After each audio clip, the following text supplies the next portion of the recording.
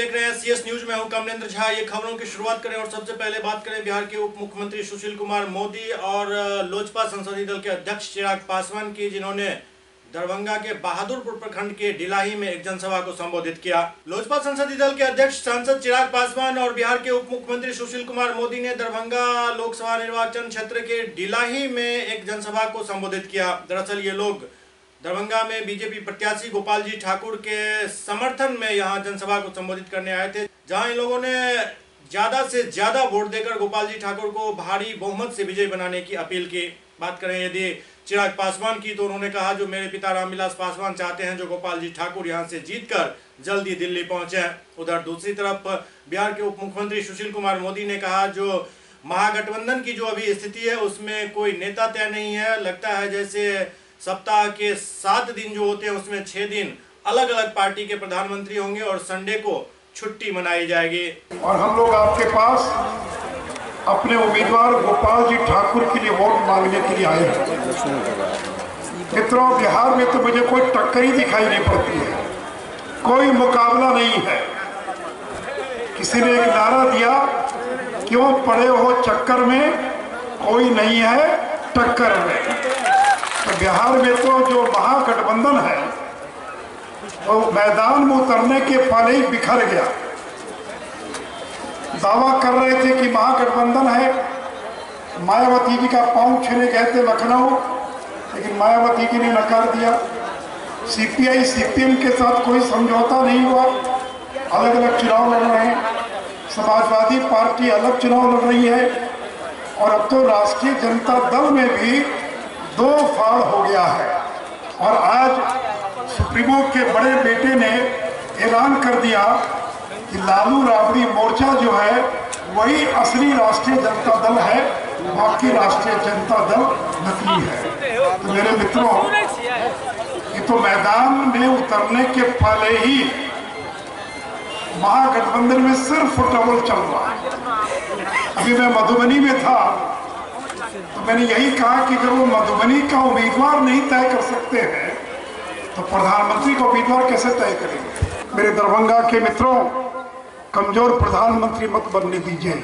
अगर कमजोर प्रधानमंत्री बन गया तो पाकिस्तान से बदला नहीं ले पाएगा। अगर कमजोर प्रधानमंत्री बन गया तो गरीबों के लिए जितना काम हुआ है वो काम नहीं हो पाएगा। इसलिए मैं आपसे हाथ जोड़कर ये कहने के लिए आया हूं, एक एक सीट पर जिताइए। और जब आप गोपाल जी ठाकुर के लिए कमल के बगल वाली बटन दबाएंगे तब गोपाल जी ठाकुर जीतेंगे और तब नरेंद्र मोदी देश का प्रधानमंत्री बनेंगे। इसलिए आइए मेरे मित्रों, मैं आप सभी लोगों से अपील करूंगा, मैं कहूंगा फिर एक बार, आप कहेंगे मोदी सरकार। हमारे गठबंधन के तमाम मजबूत कार्यकर्ता साथी, प्रेस मीडिया के हमारे तमाम पत्रकार साथी, आदरणीय बुजुर्गों, माताओं, बहनों, मेरे तमाम नौजवान युवा साथियों, सबसे पहले आप सबको चिराग पासवान का प्रणाम। साथियों, आज मुझे खुशी है यहाँ पर आप सबके बीच सम्मिलित होते हुए। पिताजी अक्सर यहाँ पर आते रहे हैं, यहाँ का जिक्र निरंतर वो मुझसे करते रहे और आज जब यहाँ पर मैं खुद मौजूद हूँ मुझे खुशी और जिस तरीके से जोश और उत्साह आप लोगों में यहाँ पर देखने को मिल रहा है। मैं ईमानदारी से आप सबको बताना चाहता हूँ कि 2 चरण के चुनाव हो चुके हैं और ये जोश और उत्साह ना सिर्फ इन 2 चरण के चुनाव में बिहार में देखने को मिल रहा है बल्कि पूरे देश में जहां जहां पर भी 2 चरण का मतदान हुआ है, रुझान साफ इस बात को दिखा रहे हैं कि यहाँ पर भारत में न सिर्फ भारी बहुमत से NDA की सरकार बनने जा रही है बल्कि पुनः हमारे आज के प्रधानमंत्री आदरणीय नरेंद्र मोदी जी पुनः देश के प्रधानमंत्री बनने जा रहे हैं। दरभंगा लोकसभा में भी जहां जहां मैं घुमा हूं, महज एक औपचारिकता वर्ष रह गया है।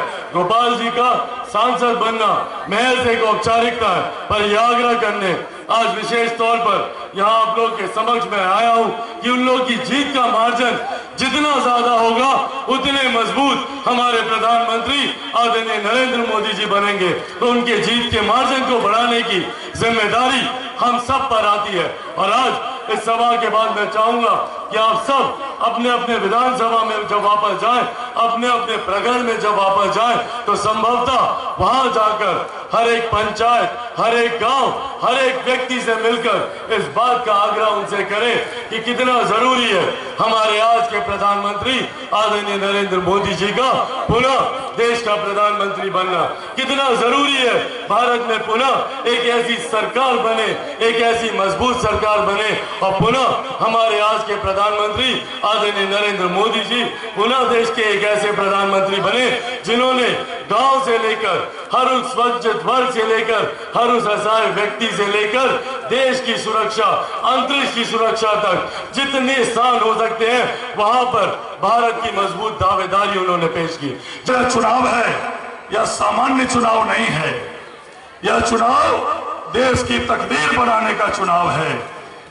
हम लोग रोज टेलीविजन पर देखते हैं, आप सभी लोग देखते हैं, जिस तरह गरीब घर का का बेटा प्रधानमंत्री बना, गरीब घर का एक पिछड़ा परिवार का लोग प्रधानमंत्री बना, और जिस तरह यह विपक्ष के लोग उनको अपशब्द बोल रहे हैं, उनको गाली दे रहे हैं, ऐसा हम लोगों ने पहले किसी भी प्रधानमंत्री के बारे में नहीं सुना। क्या उनकी गलती यही है? वो गरीबों के लिए काम कर रहे हैं, गरीबों के इलाज की व्यवस्था कर रहे हैं, गरीबों के लिए पक्का मकान की व्यवस्था कर रहे हैं, गरीबों के लिए शौचालय की व्यवस्था कर रहे हैं, एक एक गरीब के लिए वह काम कर रहे हैं और देश के मान सम्मान और स्वाभिमान को बढ़ाने का काम कर रहे हैं। यह लोगों को पच नहीं रहा है मित्रों। जिस तरह पिछड़े समाज के हमारे प्रधानमंत्री को गालियां दी जा रही है, अब शब्द बोला जा रहा है, किसी हालत में लोग बर्दाश्त नहीं करेंगे। आने वाले समय में चुन चुनकर जब चुनाव का वक्त आएगा, 29 तारीख का समय आएगा, एक एक लोग जो ये भ्रष्टाचारी लोग हैं, जिन्होंने राज्य को लूटा है, जिन्होंने देश को लूटा है, जिस तरह हमारे गरीब प्रधानमंत्री को अपमानित कर रहे हैं, चुन चुनकर 29 तारीख को इसका बदला लेना है और एक एक वोट कमल फूल पर देकर गोपाल जी ठाकुर को विजय बनाकर इस देश के प्रधानमंत्री नरेंद्र मोदी जी को फिर से प्रधानमंत्री बनाना है। चुनाव हम लोग तो घूम रहे हैं, चुनाव में देख रहे हैं कि नेता से आगे जनता है। लोग बढ़ चढ़ कर कह रहे हैं कि इस बार मोदी मोदी मोदी, और विरोध के लोग, विपक्ष के लोग पूरे बिहार में जो ये ठगबंधन बनाकर अपनी राजनीति करने वाले लोग हैं, उनके पास केवल एक ही मुद्दा है। इस बार के चुनाव में मित्रों महंगाई कोई मुद्दा नहीं है, इस बार के चुनाव में मित्रों बिजली कोई मुद्दा नहीं है, इस बार के चुनाव में मित्रों टूटी हुई सड़क कोई मुद्दा नहीं है। मतलब सरकार ने विकास किया है, सरकार ने विकास बहाल किया है, और 5 साल में नरेंद्र मोदी ने इस देश के एक एक गरीब के हित में काम करने का काम किया है। तब क्यों नरेंद्र मोदी को ये ठगबंधन के लोग हटाना चाहते हैं? क्या इसलिए हटाना चाहते हैं कि गरीबों के लिए 5 साल में 33 करोड़ बैंक अकाउंट खोल देने का काम नरेंद्र भाई मोदी ने कर दिया? क्या इसलिए उनको हटाना चाहते हैं कि गरीब माताओं के घर में 6 करोड़ मुफ्त में गैस चूल्हा दे देने का काम नरेंद्र भाई मोदी की सरकार ने कर दिया? क्या इसलिए उनको हटा देना चाहते हैं कि एक दिन में 134 किलोमीटर ग्रामीण सड़क बनाकर इस देश के 91% ग्रामीण सड़कों का आच्छादन कर दिया है? क्या इसलिए आप हटा देना चाहते हैं कि एक दिन में 27 किलोमीटर एनएच बिछाने का काम नरेंद्र मोदी की सरकार ने कर दिया? मधेपुरा लोकसभा निर्वाचन क्षेत्र से आरजेडी के प्रत्याशी शरद यादव ने सहरसा में एक जनसभा को संबोधित किया और अपने लिए वोट मांगा। मधेपुरा लोकसभा क्षेत्र के महागठबंधन प्रत्याशी शरद यादव ने नौहटा प्रखंड अंतर्गत धरहरा मुरादपुर हाई स्कूल में एक चुनावी जनसभा को संबोधित किया। सभा को संबोधित करते हुए उन्होंने नरेंद्र मोदी पर निशाना साधते हुए कहा, जो 5 वर्षों में उन्होंने जो कुछ वादा किया वो वादा पूरा नहीं किया, सारा वादा झूठा निकला। नरेंद्र मोदी ने एक ही काम किया, वह काम हिंदू और मुस्लिम को लड़ाने का काम था। शरद यादव ने अपने संबोधन में महागठबंधन को जिताने की अपील की। 5 वर्ष तो बीत गए, नरेंद्र मोदी जी ने कुछ किया नहीं, सारे वादे उन्होंने किए सब झूठ किए, एक ही काम किया, गरीब मुसलमान और गरीब हिंदू को लड़ा रहे थे। 5 वर्ष एक ही काम करते हैं। अरे मित्रों, कभी तो सोचो, क्यों हिंदू बनते हो, क्यों मुसलमान बनते हो। ये वोट तो मिला इंसान बनने के लिए, सभी को इंसान बनना चाहिए, कोई जात कोई बिरादरी करती है। यदि आपने इंसान बनने का काम किया होता, आज देश कहीं का कहीं होता। हमने बहुत जो वोट डाला है, वोट डाला जो है हमने, वो जैसे माँ बहन बेटी चतुराई से झाड़ू चलाती है, इस तरह हमने नहीं चलाया। इसलिए ये वोट ईमान है, और इस ईमान से बंद करो, ये वोट एक वोट नहीं, ये वोट जो है वो ईमान है, और इस वोट से किया हुआ वादा, उससे बड़ा कोई ईमान ही नहीं। और ये वोट आपके हाथ में जो है, ये जिंदा लोगों की जिंदगी बेहतर बनाने के लिए आपके हाथ में ये फूल है। ये मंदिर मस्जिद का फूल नहीं है, ये चलते फिरते इंसान के लिए फूल है। इसलिए इसको बहुत सोच कर डालना चाहिए। सहरसा में शरद यादव के समर्थन में बिहार के नेता प्रतिपक्ष तेजस्वी यादव ने एक जनसभा को संबोधित किया। नेता प्रतिपक्ष तेजस्वी यादव मधेपुरा लोकसभा क्षेत्र के सोनवर्षा बाजार हरिवल्लभ उच्च विद्यालय हाई स्कूल मैदान में महागठबंधन प्रत्याशी शरद यादव के समर्थन में एक चुनावी जनसभा को संबोधित किया। मधेपुरा लोकसभा प्रत्याशी शरद यादव के समर्थन में लोगों से वोट देने की अपील की। जनसभा को संबोधित करने के दौरान इशारे में उन्होंने मुख्यमंत्री नीतीश कुमार पर निशाना साधते हुए कहा, जो इस बार पलटू चाचा को सबक सिखाना है। पलटू चाचा के राज में गैंग रेप की घटना बहुत हो रही है, और किसी भी कीमत पर ये पलटू चाचा को इस बार सबक सिखाना जरूरी है। तो सबक सिखाने का काम कीजिए, मुद्दे की बात कीजिए, पूछे किसानों की आय दोगुनी क्यों नहीं हुई, किसानों को बीज क्यों नहीं मिल रहा, खाद क्यों नहीं मिल रहा, किसानों का कर्ज क्यों नहीं माफी हो रहा, नौजवानों को रोजगार क्यों नहीं मिल रहा, अच्छी शिक्षा क्यों नहीं मिल रही, अच्छा स्वास्थ्य केंद्र क्यों नहीं खोला जा रहा, महंगाई कब कम होगी, अच्छे दिन कब आएंगे, ये सब सवाल है, ये मुद्दा है। इन मुद्दों पर आप लोग खड़े रहना। ये बेईमान आएगा, हिंदू मुसलमान की बात करेगा, मंदिर मस्जिद की बात करेगा, कश्मीर पाकिस्तान की बात करेगा। हम लोग जो है भाईचारा की बात करने वाले लोग हैं, शांति की बात करने वाले लोग हैं, विकास की बात करने वाले लोग हैं, सत्ता की बात करने वाले लोग हैं। जब हम लोग ये बातें करते हैं, सवाल पूछते हैं मोदी जी से, तो ये मोदी जी का एगो मंत्री है गिरिराज सिंह, कहता है कि पाकिस्तान भेज देंगे। अरे गिरिराज सिंह के बाप का देश है जो हम लोग का पाकिस्तान भेजेगा। मोतिहारी के घोड़ासहन में देर रात एसएसबी और तस्करों के बीच झड़प हुई, जिसके बाद लगभग 300 बोतल नेपाली शराब बरामद किया गया। मोतिहारी के घोड़ासहन में देर रात तस्करों और एसएसबी के बीच झड़प हो गई। एक एसएसबी मेजर का सर फूट गया। घटना भारत नेपाल सीमा के रेगनिया बॉर्डर का है। आनंद फानन में घायल मेजर को घोड़ासहन के पीएचसी में भर्ती कराया गया, जहां उपचार के बाद बेहतर इलाज के लिए सदर अस्पताल रेफर कर दिया गया। इलाज करने वाले चिकित्सा पदाधिकारी सत्येंद्र कुमार ने बताया, जो देर रात इलाज के लिए एसएसबी के एक जवान को लाया गया, जिसका नाम मेजर गंगा शरण बताया गया। उनके माथे पर गहरा जख्म था। इस झड़प में एक तस्कर को एक बाइक और 300 बोतल शराब के साथ गिरफ्तार किया गया। ठीक है। सुपौल में भाजपा के पूर्व सांसद विश्वमोहन कुमार एनडीए के कार्य प्रणाली से खफा नजर आ रहे हैं। सुपौल लोकसभा में पार्टी और गठबंधन के बीच की आंतरिक कलह एक तरफ जहां चर्चा का विषय बन गया है, वहीं दूसरी तरफ उपेक्षा का भी आरोप लग रहा है। दरअसल सुपौल लोकसभा में 2 प्रत्याशी आमने सामने हैं। महागठबंधन से कांग्रेस के रंजीत रंजन तो एनडीए की तरफ से जदयू के दिलेश्वर कामत। लेकिन आंतरिक कलह दोनों तरफ दिख रही है। एक तरफ जहां महागठबंधन में रंजीत रंजन के उम्मीदवारी का विरोध पहले ही राजद कर रही है, वहीं एनडीए में भी कलह सामने आ रहा है। भाजपा के प्रदेश प्रवक्ता सह पूर्व सांसद विश्वमोहन कुमार ने इस बात पर मुहर लगा दी। नाराजगी मुझे पार्टी से नहीं है, लेकिन जब से इलेक्शन का घोषणा हुआ, कैंपेन का घोषणा, मैं भी प्रत्याशी के दौर में था, नहीं हुआ तो मैं पार्टी में हूँ। लेकिन जब से प्रत्याशी यहाँ पे घोषित हुए हैं, तो तब से मुझे ना कोई अभी नोटिफिकेशन, ये नॉमिनेशन हुआ उसमें खोज खबर लिया गया है, ना यहाँ पर कोई एनडीए की बैठक होती है उसमें कोई खोज खबर लिया जाता है, या कहीं भी मीटिंग हुई है। इतने जगह आए हैं, मुख्यमंत्री जी आए हैं, कभी कोई इन्फॉर्मेशन नहीं मिला कि आप भी चलिए कि नहीं चलिए। आज मैं बगल में था, सुपौल में हमारे मुख्यमंत्री जी आए हुए थे तो इसलिए मैं आया मीटिंग में। वैसे कोई खोज खबर नहीं है, बीजेपी वालों को इग्नोरेंस करके तो चलता ही है, इसलिए उसमें भी नाराजगी है। तो हम चाहेंगे कि उसको पाटे ही लोग मिलके, सभी कार्यकर्ता एनडीए के जितने भी घटक दल है, अगर जीत हासिल करनी है तो सबको मिला के चलना पड़ेगा इनको। सुपौल सदर अस्पताल में एक मरीज की मौत के बाद जमकर हंगामा हुआ।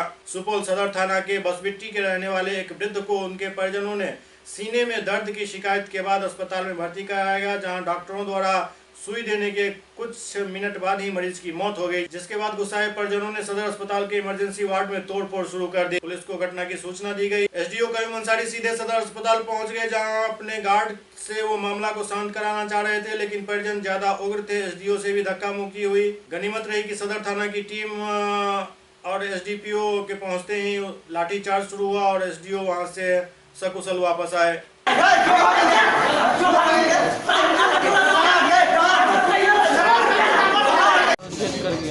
कितना देर के बाद डेथ हो गया?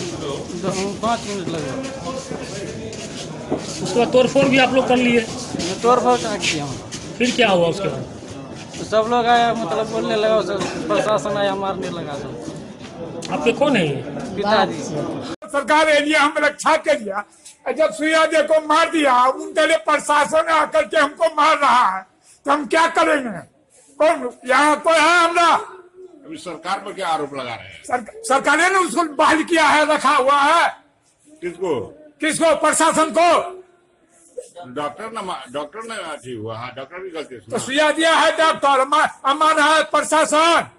किसको मारा? क्यों मारा? हमारे आदमी को। क्यों मारा? प्रशासन क्यों मारा? मार को ले दिया पुलिस।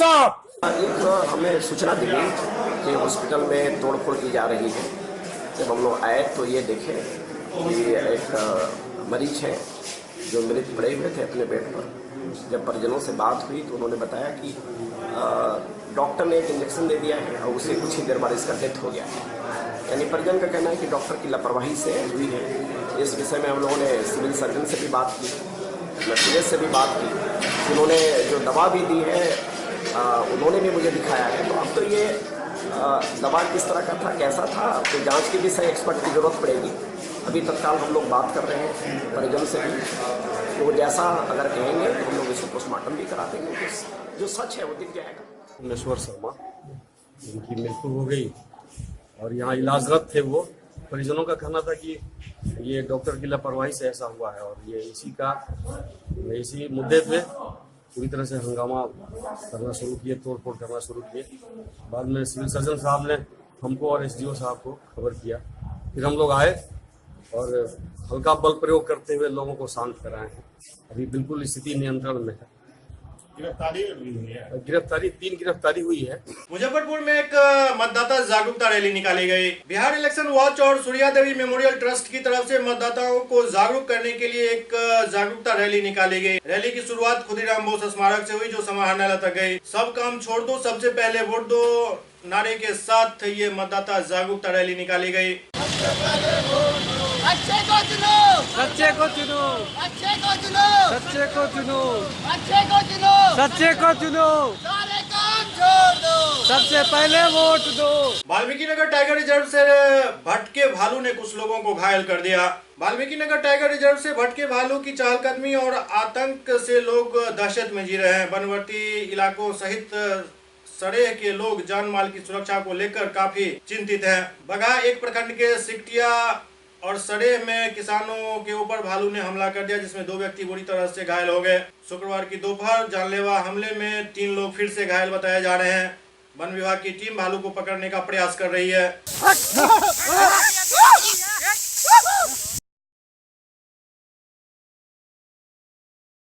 मधेपुरा लोकसभा क्षेत्र से चुनाव लड़ रहे सांसद पप्पू यादव अपने लिए बाइक रैली निकालकर लोगों से वोट देने की अपील कर रहे हैं। मधेपुरा संसदीय क्षेत्र में नेताओं और प्रत्याशियों का सघन दौरा जारी है। मधेपुरा संसदीय क्षेत्र से जनाधिकार पार्टी सह सांसद पप्पू यादव मोटरसाइकिल से अपने पक्ष में मतदान करने की अपील कर रहे थे। लोकसभा चुनाव को लेकर सांसद पप्पू यादव एवं उनके कार्यकर्ताओं ने जनसंपर्क किया। सहरसा के विभिन्न क्षेत्रों में जाकर जनसंपर्क किया और पप्पू यादव के पक्ष में वोट करने की अपील की।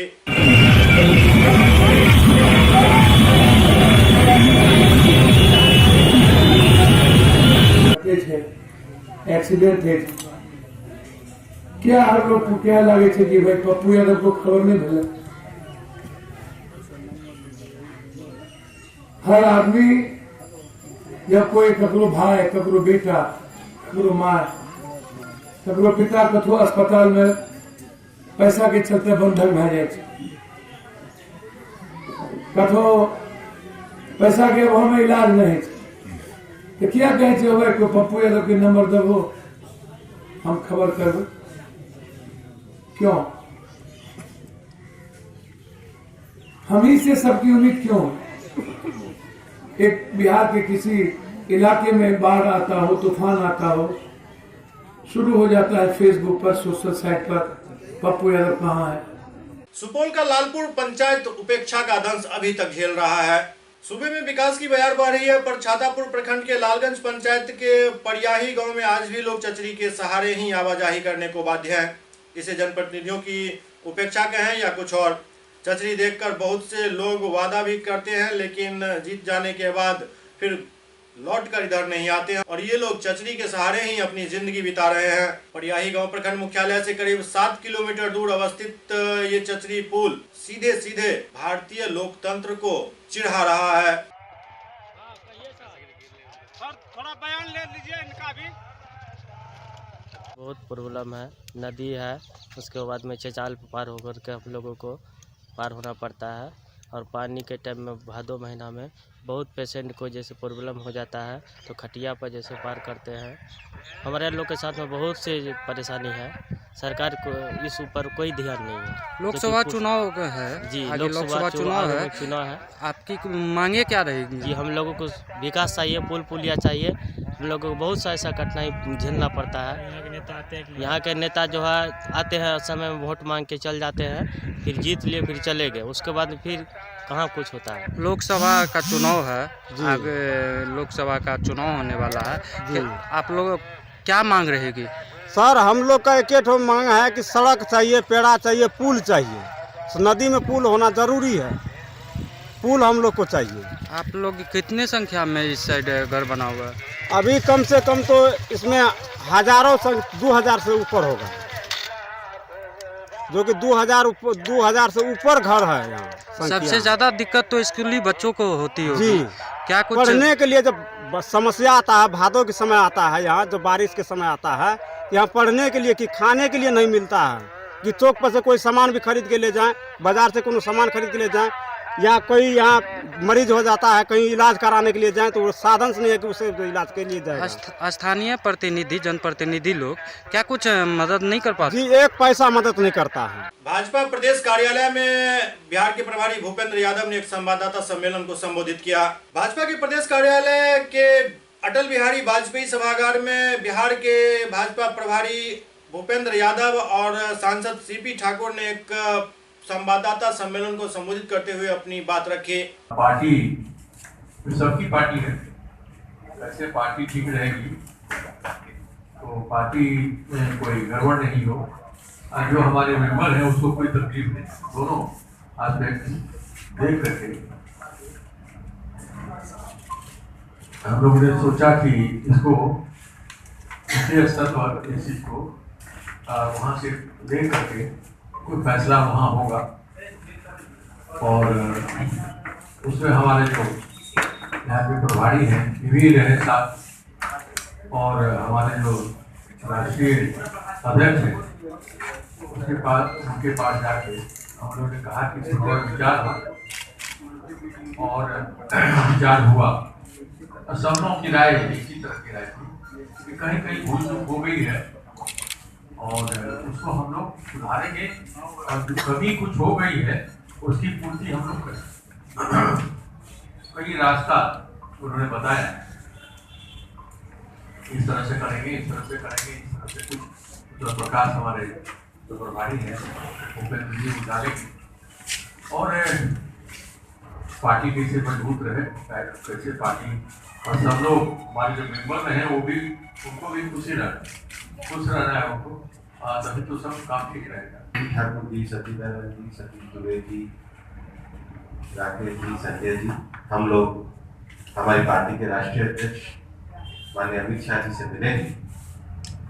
हम सबके अभिभावक और guardian doctor CP Thakur ji के साथ राष्ट्रीय अध्यक्ष जी की बातचीत हुई और एक विषय ऐसा आ रहा था कि जो हमारे भूमिया समाज और ब्राह्मण समाज के जो प्रतिनिधित्व है उसको और पार्टी की तरफ से उचित प्रतिनिधित्व देने के लिए आने वाले समय में राज्यसभा और विधान परिषद में सदन के सत्रों में उस प्रतिनिधित्व को पार्टी पूरी तरीके से स्थापित करेगी ताकि हम प्रधानमंत्री नरेंद्र भाई मोदी जी के नेतृत्व में जो सबका साथ सबका विकास का हमारा संकल्प रहा है उस संकल्प को आगे बढ़ाएंगे। भारतीय जनता पार्टी का ये स्पष्ट मानना है कि हमारे सामाजिक न्याय के सिद्धांत में समाज के सभी वर्गों को देश के विकास में और तरक्की में आगे आने का अवसर मिलना है और इसलिए ओबीसी, एससी और एसटी के आरक्षण को संवैधानिक प्रावधानों के अनुसार मजबूत बनाते हुए प्रधानमंत्री श्री नरेंद्र मोदी जी के नेतृत्व में सामान्य वर्ग को संविधान संशोधन करके 10% आरक्षण देने का एक ऐतिहासिक निर्णय लिया है।